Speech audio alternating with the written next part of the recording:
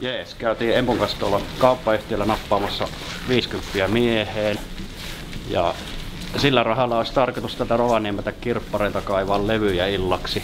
CD- ja vinylilevyjä tällaiseen second hand klubi hommaan, jossa vähän niinku pätlätään oikeastaan, että soitellaan mieheen vähän, muutamat biisit ainakin putkeen ja toinen hyppää puikkoihin ja yleisö äänestelee voittajaa. Ja tässä nyt on ensimmäiselle mestalle menossa.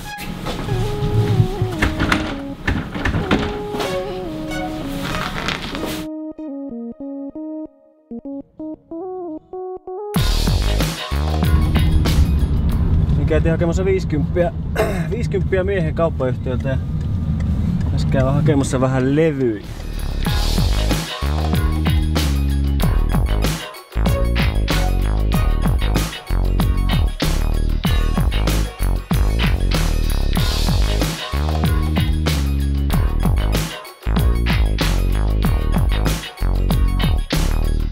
Täältä voi hyvinkin löytyä voittobiisi. Moro.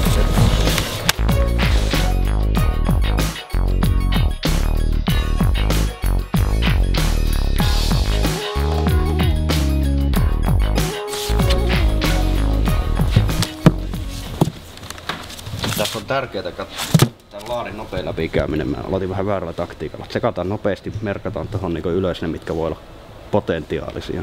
Saadaan semmonen hyvä tatsihomma. Tyylejähän on tietenkin monia, mutta sitten kun lähdetään noihin levykauppoihin vaikka, niin siinä ei ole aikaa jäädä pläräilemään, kun niskan takana hengittää pahimmillaan 5 jopa ainakin, ja ne kaikki haluaisi katsoa samat levyt. Kilpailu on kova.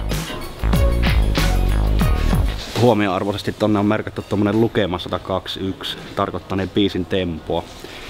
Ja no täällähän lukee MCOY, tämmönen kuuluisa rovaniemeläinen DJ kasarin lopuilla vielä taas pyöritellä levyjä. Master of Ceremony, DJ Hare, props.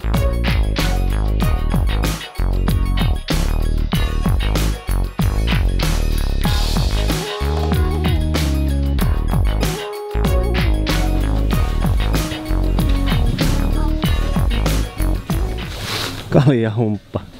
It's on!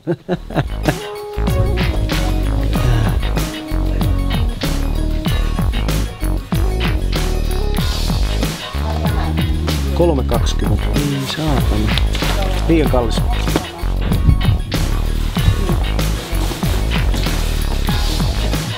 Ehkä jollekin sanoo jotain Bomb-Funk MCs, mutta tää oli tällainen tuplalevyversio, jossa on remixejä. Ei mennä asiaan sen enempää vielä, ehkä palataan illan päälle tähän juttuun, mutta let's see.